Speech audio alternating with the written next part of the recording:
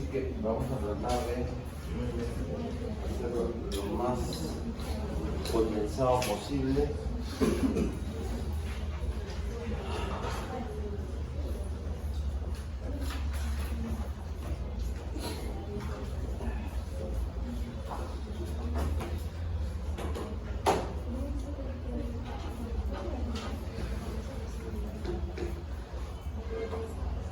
Empecemos con lo que es los síndromes pulmonares, en donde el capítulo más importante, creo yo, es el síndrome de condensación, que es el sinónimo de la neumonía, ¿cierto?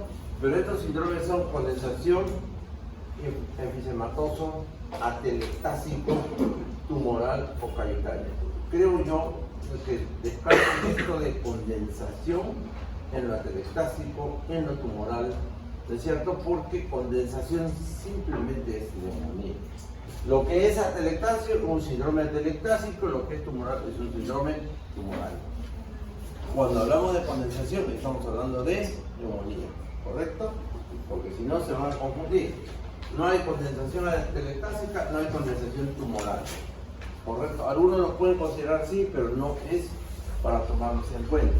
Tenemos que hablar de condensación cuando hablamos de neumonía. ¿Ya?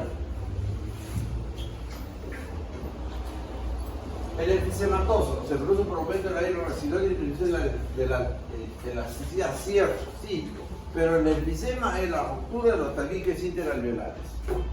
¿No? Esta ruptura hace que se junten 2, 3, 4, 5 alveolos en uno solo.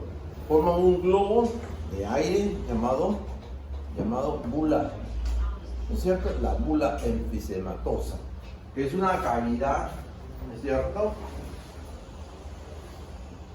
que se forma por una conjunción de la ruptura. Si en teoría, anatómicamente, esto podría explicarse que es, digamos, más grande, más aireado, falso. ¿Por qué? Porque en el tabique interalveolar está el intercambio gaseoso, ¿no es cierto?, de la ventilación. Si nosotros rompemos esto, por más grande que sea, no hay intercambio gaseoso.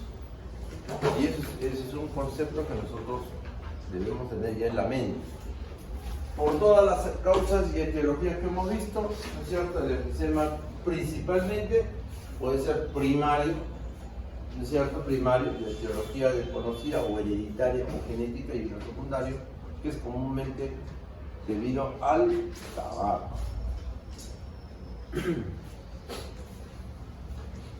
Progresiva, irreversible, destructiva. Nunca se olviden de eso. De la pared de los ojos alveolares, por ejemplo, los bronquios terminales, puede existir resistencia al flujo aéreo con patrón obstructivo. Indudable, hay dos tipos de patrones respiratorios, el restrictivo y el obstructivo. El enfisema entra en el grupo de las enfermedades obstructivas. Por lo tanto, es parte del consolidado de enfermedad pulmonar obstructiva crónica llamada EPOC. Son dos condiciones nada más que producen EPOC, ¿no es cierto? El enfisema y la bronquitis crónica, nada más. El síndrome enfisematoso es una hiperinsuflación de los alvéolos por desintegración de sus paredes, con una disminución de la función respiratoria y una dificultad respiratoria. ¿Qué podemos entender el objetivo, digamos, no el objetivo, sino las consecuencias de esta enfermedad?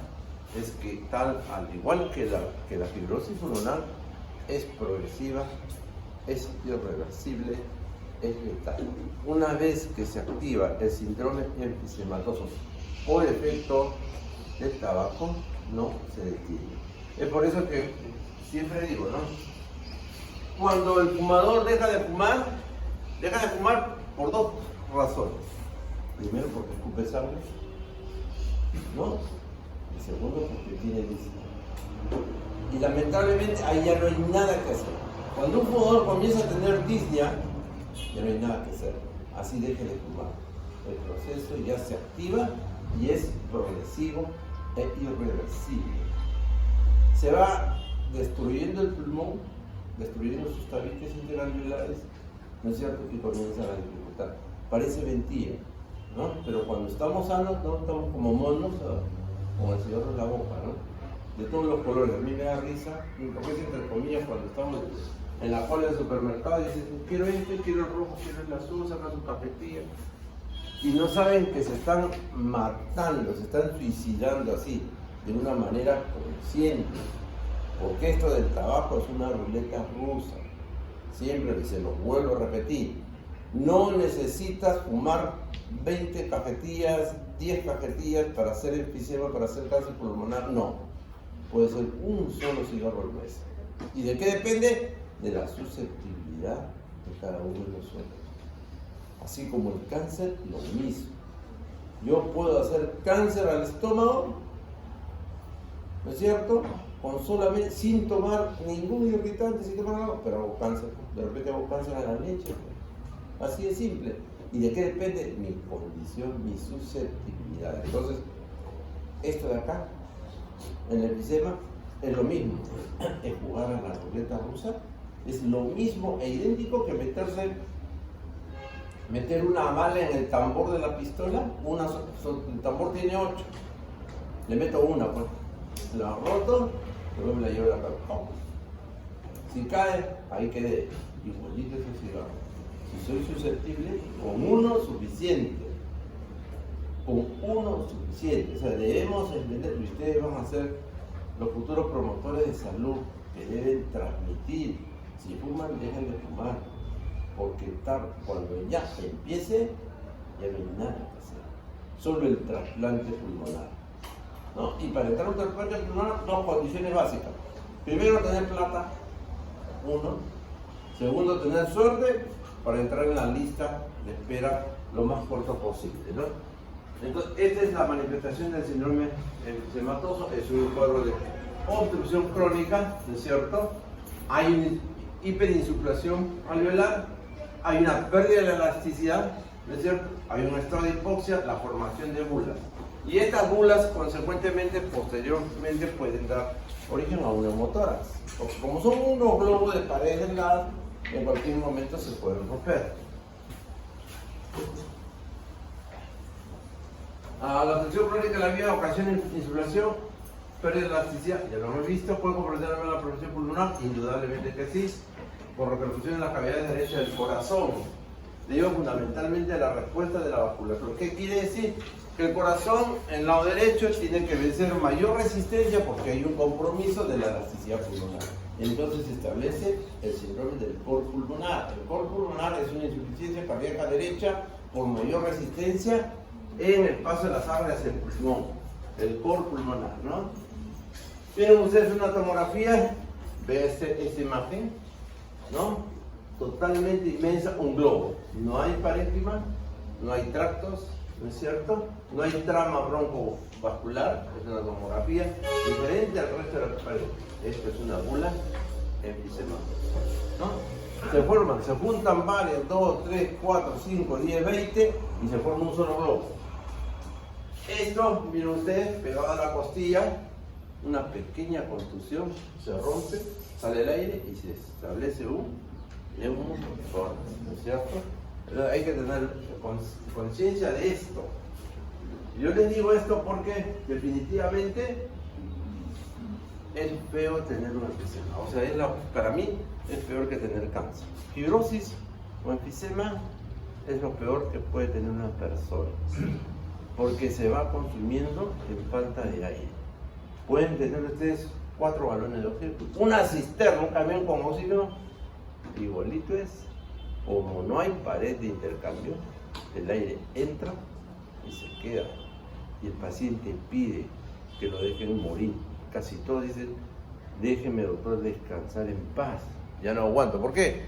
Porque insufla, pero no tiene aire. Está con todo, está con máscara, con todo. Ya no le llegan. Ellos piden, casi todos piden, doctor, déjenme. Así, déjenme. No, es un proceso crónico, progresivo, irreversible, letal. Letal, así.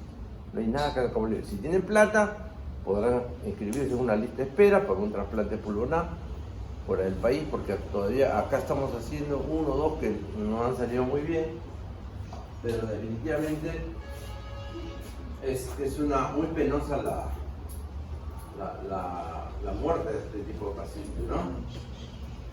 Miren ustedes las características, ¿no es cierto?, del enfisema. Paciente de edad, delgado. Acá no tanto lo delgado, porque el enfisema es el enfisema rosado y el enfisematoso azul, ¿no? El blue blood y el pink blood, ¿no? O sea, el rosado y el azul, ¿no? Pero mayormente es esto: disnea severa, paciente de edad, adelgazado, tórax inmóvil, ¿no es cierto? Y con una hiperinsuflación. Ven ustedes cómo se aplanan las costillas, ¿no? Aumenta el diámetro, ¿no es cierto?, tanto antero-posterior como longitudinal, ¿no es cierto? Y es una característica propia del enfisema. Hay una hiperinsuflación, ¿no es cierto? Respiración con sibilancias, infecciones frecuentes, fiebre, tos y expectoración.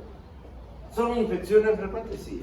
Generalmente estos pacientes, igual que el asma, tienen periodos de exacerbación, ¿no? Están con todo persistente, con disnea, y de repente viene la exacerbación donde se agrega una infección, aparece más dificultad, aparece expectoración abundante, aparece fiebre. Mira el síndrome enfisematoso. Bueno, la infección, ¿es cierto?, hay que ver al paciente, ¿es cierto?, desde la piel, tejido celular cutáneo, cómo está, si es delgado, si es gordo, ¿no?, si es pletórico, ¿no? Y la simetría de la caja torácica, ¿no?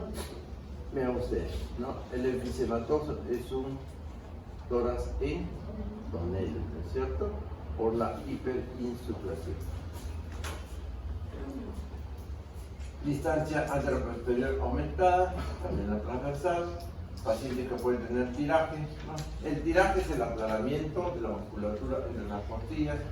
Hay una respiración abdominal y hay una horizontalización de las costillas porque pierden musculatura y se aplanan, ¿no? Porque hay una hiperinsuflación que aplasta la costilla. La palpación, ¿no es cierto? A ver, preguntaremos si hay dolor. Relativamente no hay mucho dolor, ¿no es cierto? ¿Qué más? Asimetría, eso sí, abombamientos, retracciones, sí, tenemos que buscar, porque definitivamente la hiperinsuflación nos da, digamos, cierta asimetría y deformidad del tórax, ¿no? Hay que ver la expansibilidad torácica, porque es un paciente con una hiperinsuflación y esta expansibilidad puede estar disminuida. Disminución de la expansión torácica, vibraciones vocales disminuidas, aumento de los espacios intercostales. ¿No es cierto? Es lo que nosotros ya sabemos nosotros que la expansión también la podemos explorar en los vértices pulmonares. Pero su momento.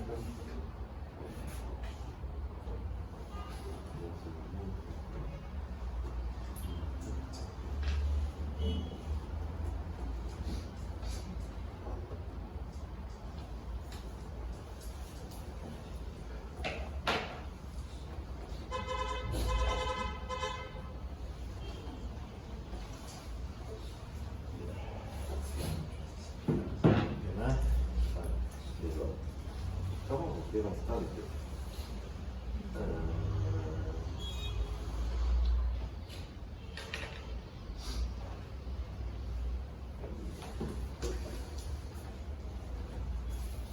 ¿Qué vamos a encontrar en la percusión? ¿Qué encontraríamos? Hay una hipersonalidad, porque hay mayor cantidad de aire, ¿no es cierto? Vamos a encontrar una hipersonalidad. Hay una mayor cantidad de aire que hace que definitivamente los ruidos sean entre hipersonoros y timpánicos, ¿no es cierto?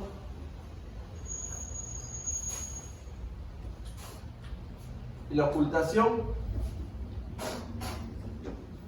que vamos a tener la ocultación, murmullo vesicular disminuido. ¿Y por qué estará disminuido? ¿Ah? ¿Por qué está disminuido?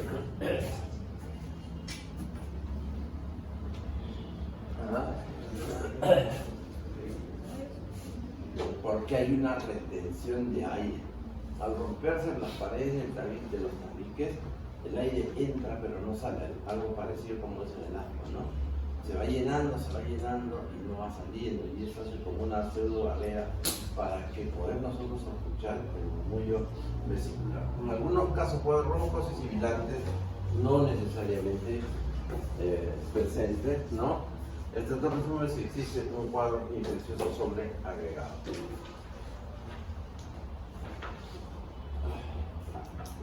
La disnea puede ser independiente de la posición que adopte el paciente, claro. No importa si está parado o echado, la disnea va a estar siempre. Tos, la mayoría de las casos, por lo generalmente seca, no es productiva la tos, ¿no? Porque no es un problema de carácter inflamatorio, sino más bien es un problema de ruptura de compromiso parenquimal. A la infección, tirajes, uso de músculos accesorios, tórax central, palpación, disminución de la expansión torácica, disminución de las vibraciones. En algunos casos prévitos no es lo común escuchar prévitos en un enfisema. Percusión, hipersonoridad pulmonar, hiperresonancia, descenso del nivel diafragmático, indudablemente porque hay un aplanamiento de la caja torácica, realización de infección del murmullo vesicular y en algunas ocasiones roncos sibilantes, ¿no es cierto? Esto es lo que nosotros vamos a tener en cuenta, ¿no? En la inspección, taquígrafo, respiración profunda, labios fruncidos, labios fruncidos es bastante común en la enfisema, ¿no? Labios fruncidos como el paciente expira soplando, ¿no?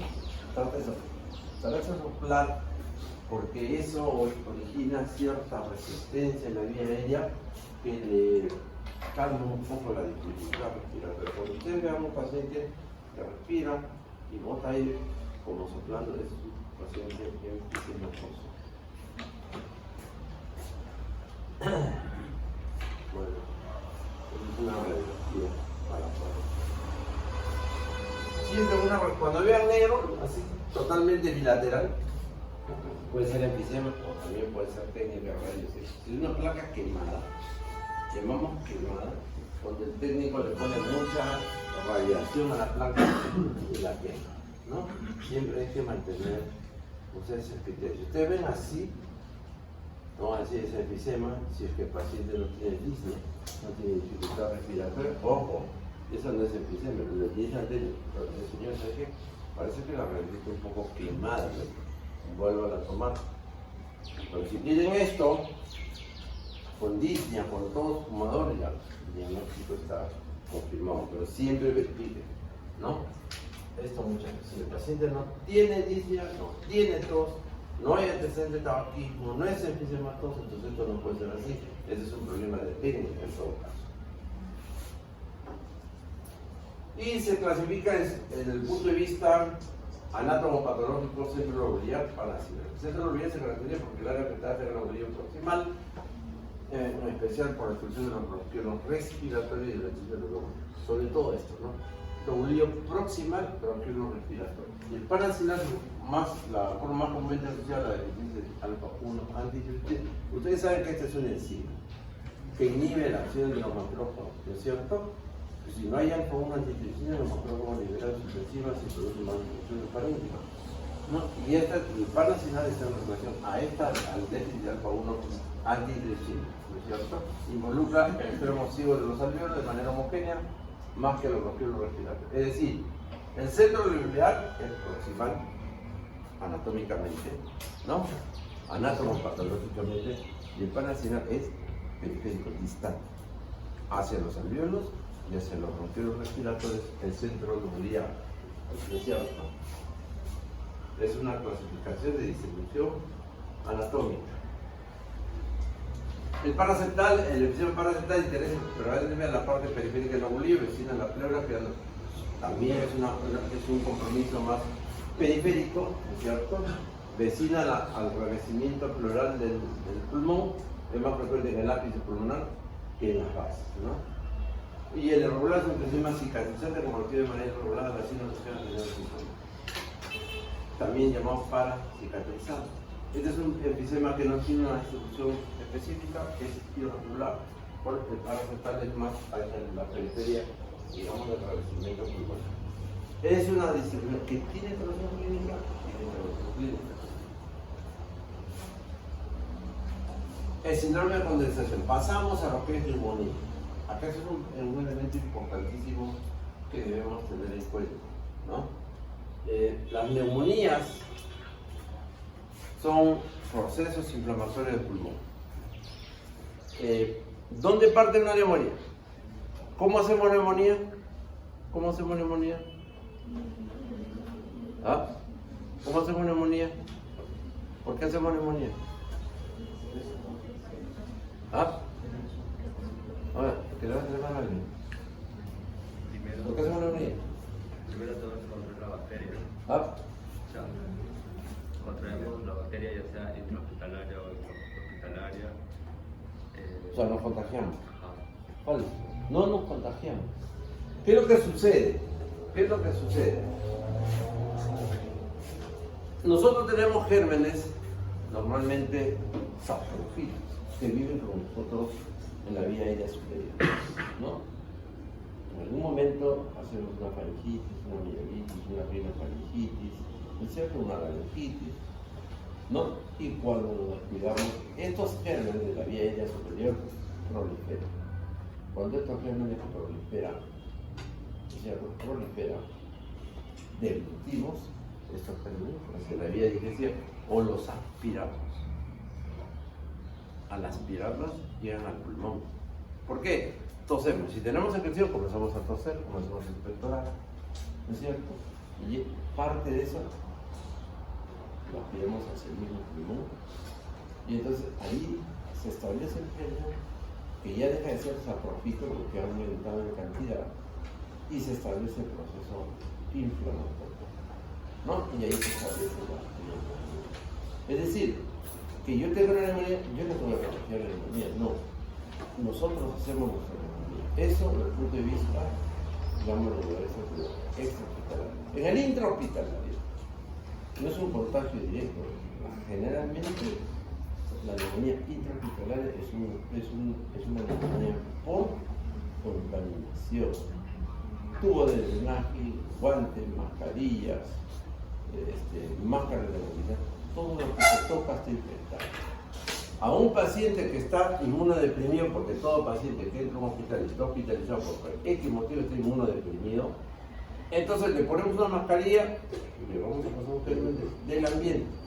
Así estén ustedes en la angloamericana, en la más ultra clínica que ven, todas tienen su germen intrahospitalario, que se transmite a través del contacto, la manipulación, los baños, ¿no? Contaba el doctor López, Víctor López, el profesor también del otro grupo. Víctor López es jefe de cuidados intensivos de la Universidad Real. Él decía, ¿no?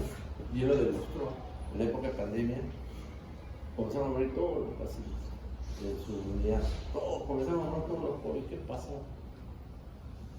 Y se dio cuenta que los guantes eran usados más de una vez, es decir, se cambiaban, usaban el guante todo el día y recién se lo cambiaban al día siguiente.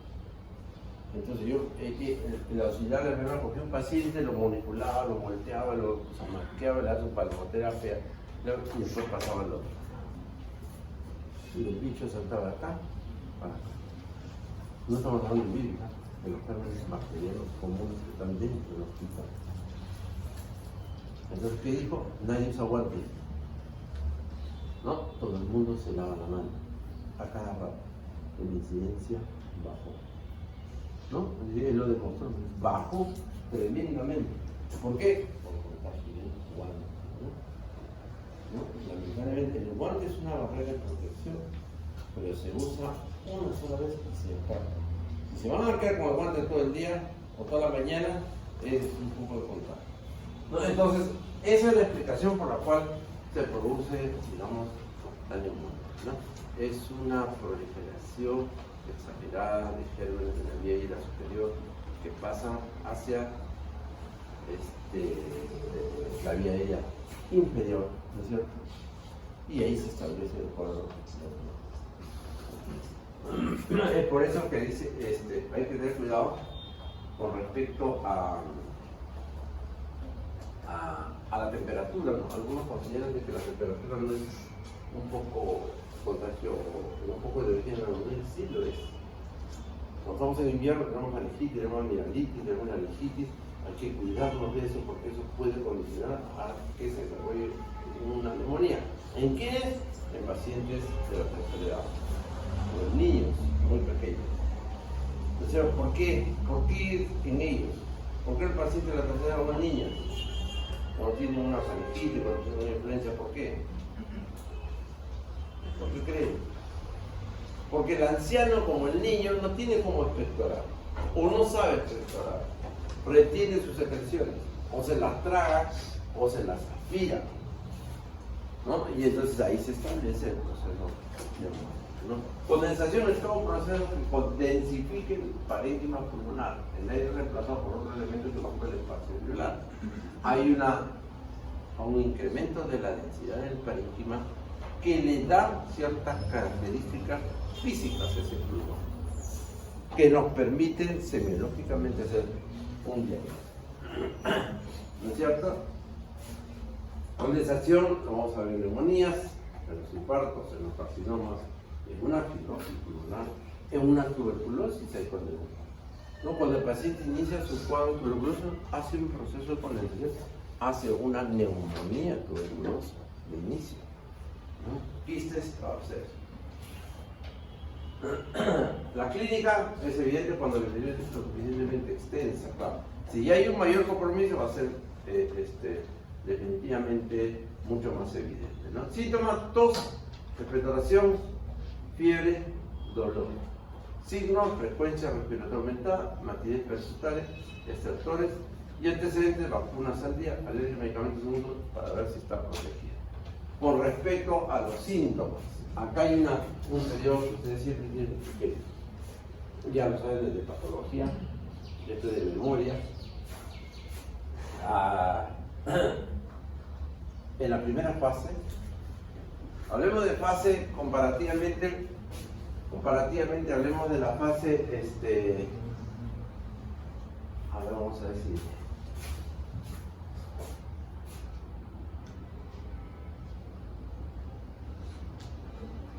hablemos de una fase, ¿no? Primero es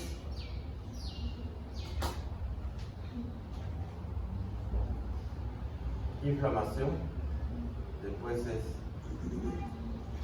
hepatización roja, después es hepatización gris y después es resolución. Así es, ¿no? ¿Correcto? Si hablamos de síntomas, acá es línea aérea superior, ¿no es cierto? Acá es tos, fiebre, dolor torácico. ¿Correcto? Acá es tos, ya es afebril, pero persiste la tos. Y acá ya está asintomático.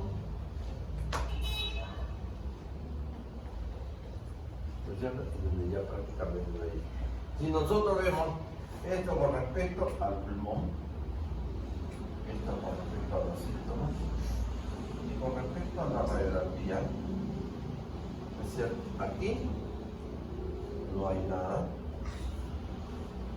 aquí hay radiológicamente la condensación con el programa aéreo, ¿no es cierto? Aquí todavía hay condensación, perdón, esto es condensación y lo cobramos. En la radiografía, acá todavía hay condensación, sí, y en la resolución ya está libre, ¿no? Más o menos es un esquema. ¿Por qué? La inflamación es la vía aérea superior, la faringitis, la amigdalitis, la laringitis, ¿no es cierto? Puede haber fiebre o no, malestar, todo el proceso de un compromiso de la vía aérea superior. Si le tomamos una radiografía, la radiografía va a estar normal, ¿no es cierto? No va a haber cambio, ¿no? La radiografía no va a haber cambio. En la etapa ya pico de la enfermedad, vamos a encontrar tos, fiebre, dolor torácico. ¿Y por qué hay dolor torácico? Ya se lo dije la vez pasada. ¿Pero qué hay?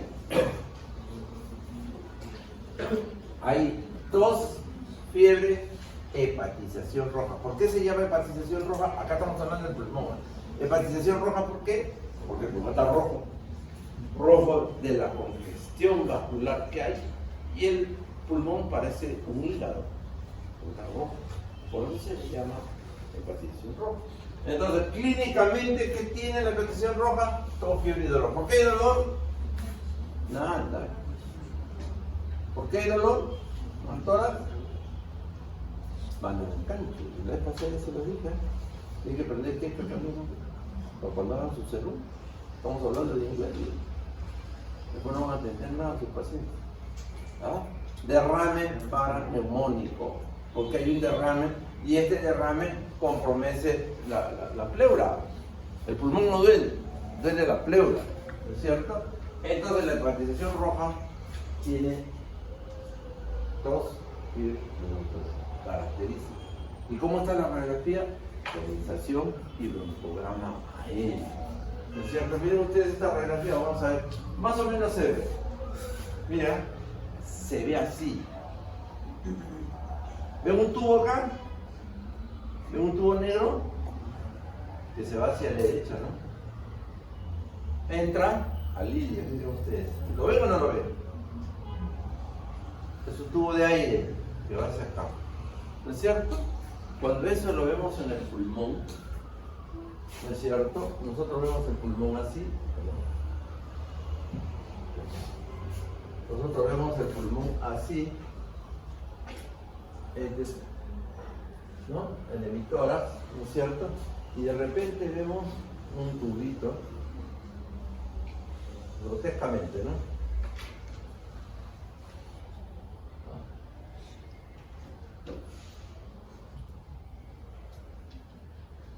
Un tubito así de negro, ¿ya? Que nos da una claridad. Que es similar a esta, oscura, negra, que no debe haber en el pulmón. Cuando vemos esto es un bronquio, que se visualiza porque tiene condensación a ambos lados.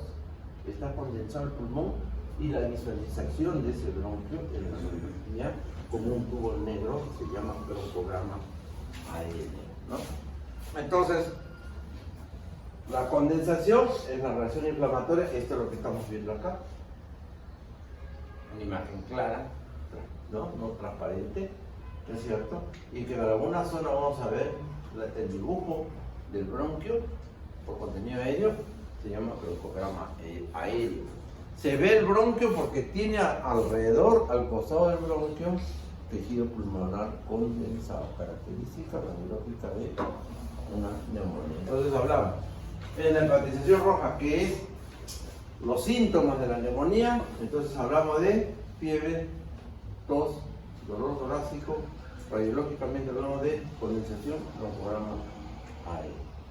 En la hepatización gris, porque ya el hígado toma un color gris, desaparece la congestión vascular, ya no es rojo, es un color gris, ¿no es cierto? ¿Qué cosa vamos a encontrar? Ya no hay fiebre. Puede haber todavía tos porque hay cierta secreción. Y en la radiografía todavía hay algo de condensación. Porque lo que más demora en resolverse como signos de una neumonía es la radiografía, ¿no? El paciente puede estar incluso en resolución y todavía hay vestigios de neumonía en la radiografía, ¿no? Entonces en la hepatización gris hay condensación todavía y en la resolución ya el paciente no tiene síntomas, ¿no? Y el pulmón aparentemente ya está libre de lesión. Entonces, este es un pequeño resumen, ¿no? Que engloba los cambios que se van a dar desde el punto de vista anatomopatológico, desde el punto de vista clínico, desde el punto de vista radiológico, para que ustedes comparen y sepan frente a qué van a estar, ¿correcto? Porque si ustedes ven broncograma aéreo, Ya están hablando de que la neumonía está todavía vigente, persistente. ¿No? Bien. ¿Qué más? Aquí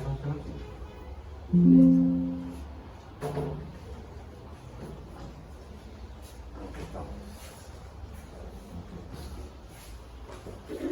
¿No? Entonces, eso, digamos, eso resume la sintomatología de la neumonía. ¿No? Disnea, dolor, tos, expectoración, en algunos casos hemoptisis en la fase de palpitación roja, puede haber una expectoración de carácter hemoptoico, no hemoptisis, sino una expectoración de carácter hemoptoico. Fiebre, astenia, la astenia, la postración, el paciente quiere estar en cama, no está postrado, quiere estar en reposo. Al examen, infección, respiración superficial. ¿Por qué respiración superficial? ¿Por qué respiración superficial? ¿Por qué el paciente respira no profundo? Porque el dolor torácico, ¿no? Cada vez que respira es el dolor en cada de la pleura, ¿no? Hay una taquipnia, aumenta la frecuencia, hay un tiraje, ¿no? Hay una depresión de la musculatura intercostal cada vez que el paciente inspira, diaporesis, cianosis, expansión disminuida, movilidad diafragmática disminuida y una retracción torácica en algunos casos. Palpación, piel caliente por la fiebre, dolor a la compresión, disminución de la expansión y aumento de las vibraciones vocales. ¿Es cierto? ¿Por qué aumento? Porque el pulmón está condensado. Ese es un signo bastante evidente y patognomónico de una neumonía. La condensación produce un incremento de la vibración vocal. Percusión, matidez, ¿no es cierto? Hay que evaluar sus límites, hasta dónde llega, ¿no es cierto? ¿Qué forma tiene, o si hay su matidez, ¿no? Porque la condensación produce eso, ¿no? Como produce una condensación del parénquima que no permite que pase el aire y por lo tanto una matidez en la percusión. Y la ocultación, disminución del murmullo y los estertores, crépitos y subcrépitos, eso sí, de cajón, porque cuando encontremos crépitos, subcrépitos es un problema de carácter inflamatorio. Si hay neumonía, hay secreción. Si hay secreción, hay infiltrado. Y si hay infiltrado, hay un llenado de la luz alveolar. Y por lo tanto, en la ocultación vamos a encontrar los estertores húmedos. La broncoponía, la pectoriloquia áfona también la vamos a encontrar, ¿no es cierto? El aclaramiento, la persistencia de la voz a la ocultación, ¿no? Sobre todo la pectoriloquia áfona, que es la voz al cuchicheo, ¿no? Si el paciente habla muy suavemente, muy calladamente, y le podemos entender que ese pulmón está condensado.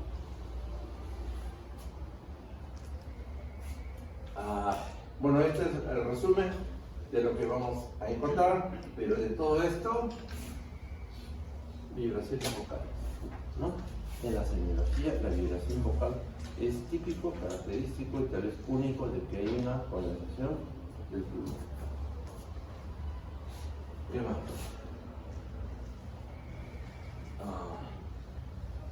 Bueno, es lo mismo. Miren ustedes. ¿Ven ustedes acá como un tubito negro? ¿Lo ven? ¿O no lo ven? ¿Lo llegan a ver o no? ¿O no lo ven? ¿Lo ven o no lo ven?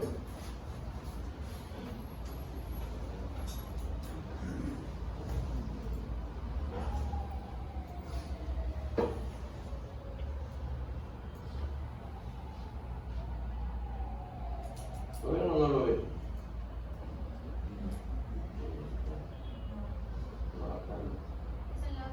No, espérate.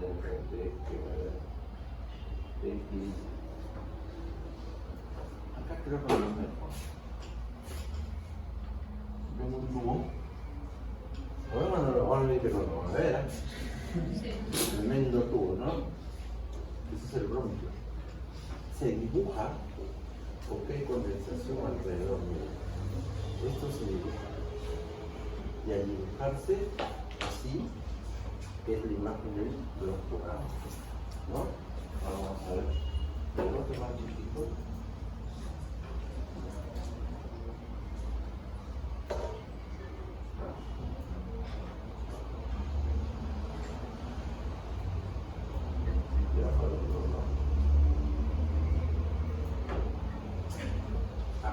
usted dónde está. No, igual es la misma. Es la misma. Miren ustedes, esto como arreglado. Esto de acá es neumonía. Acá está, donde señalan los frente tubitos negros, ¿lo ven? Ya, broncograma negro.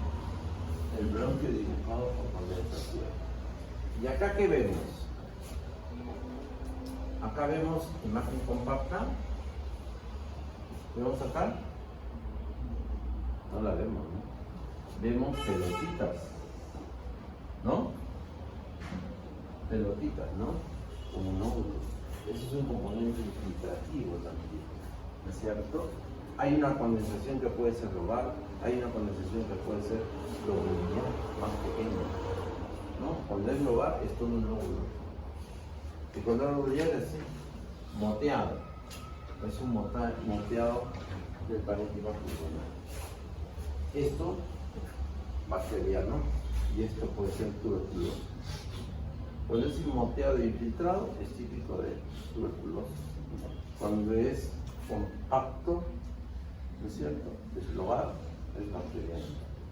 Siempre que vean este infiltrado, descartar en Perú tuberculosis. Vamos.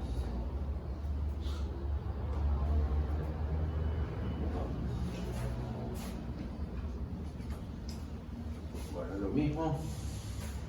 El broncograma.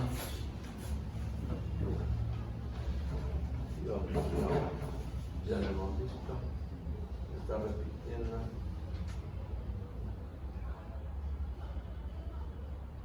Esto es lo mismo. Está repetido. Y esto de acá es un resumen. Este es un alveolo. Este es un alveolo. Cortado por la mitad. La injuria, yo le he puesto la injuria del COVID-19, pero en sí es la injuria de todo proceso de condensación que es reproducción del pulmón. Mira usted, en el COVID la causa de muerte era esta banda de acá. Esta banda de acá es la causa de muerte. ¿Qué significa esta banda? Es, por decir, donde nosotros teníamos la membrana del surfactante, este es el alveolo normal, se formaba una membrana homogénea, ¿no es cierto?, acelular, llamada la membrana hialina. Eso es lo que producía la muerte. ¿Por qué? Esta membrana, ¿qué hace? Impide el intercambio gaseoso. Es una barrera, es una placa que se establece y no pasaba el aire. Y esta membrana hialina se producía por la injuria del virus o del pulmón, que hacía que el pulmón responda de una manera irregular, de defenderse como sea, y en ese interín de defensa se formaba la membrana hialina. Esta membrana hialina en el adulto se traduce como el distrés respiratorio.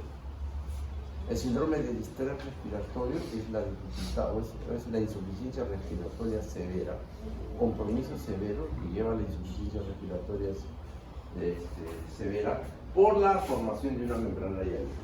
En los recién nacidos neonatos también hay enfermedad hialina, pero esa es una enfermedad hialina como tal. ¿Por qué? Porque es una falta de maduración del surfactante. Entonces tenemos que hay membrana hialina en los recién nacidos y se denomina membrana hialina. Y en el adulto, por injuria pulmonar, el síndrome de distrés respiratorio. Ambos por formación de membrana hialina. No, es bueno que sepan ustedes, miren, y la fibrosis es esto. Acá, un incremento del engrosamiento del diámetro del intersticio pulmonar, en donde predomina la presencia de colágeno, de fibrina, de fibrosis, fibroblastos y se engruesa. Sumado a la membrana hialina, ese paciente lo ve, ¿no? No ve, ¿no? Es la imagen que debemos tener en cuenta. Pasamos a la telectasia. La telectasia es una obstrucción de la vía aérea, de un segmento de la vía aérea, ¿no? Como ven ustedes el gráfico acá, ¿no? Esto de acá puede ser un tumor, esto acá puede ser secreción. Entonces, ¿qué hace? Obstruye el bronquio y impide que el aire llegue, ¿no es cierto? Entonces, ¿qué es lo que sucede? Se produce un colapso de la zona que airea esa región. No entra aire, ¿no es cierto? Y el pulmón, en esa zona se colapsa. La atelectasia es un cuadro obstructivo en donde no hay paso de aire y hay un colapso pulmonar, que se da por una obstrucción de la luz bronquial o por una obstrucción de compresión extrínseca. El tumor está afuera, crece, empuja y tapa también, ¿no? Llama anemautosis. ¿Por qué? Porque no hay aire, ¿no es cierto? O pulmón fetal, porque el pulmón fetal tiene aire, no tiene, ¿no es cierto? ¿Cómo respira el pulmón fetal? A través de la madre, ¿no es cierto?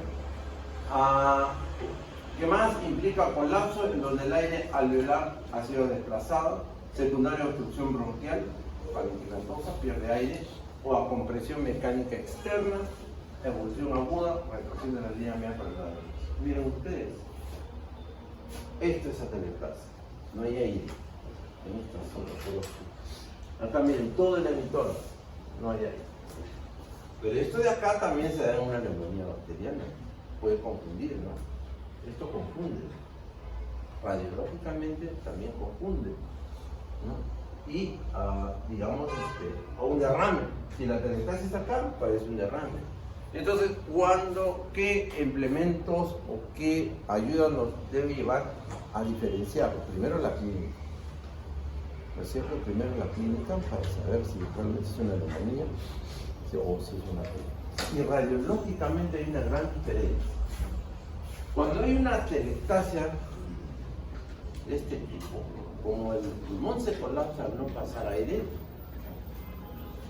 el emitor comprometido jala las estructuras mediastinales hacia el lado de la atelectasia. Hacia el lado de la atelectasia. Hay una retracción de todas las estructuras que se van hacia allá, y entonces el mediastino se va hacia el lado derecho, ¿no? Entonces, hay una alteración. Y en otros es mucho más evidente, no sé si se ve acá. Entonces, sí, disculpe, y por el ansia que puede sufrir el paciente también. ¿Perdón?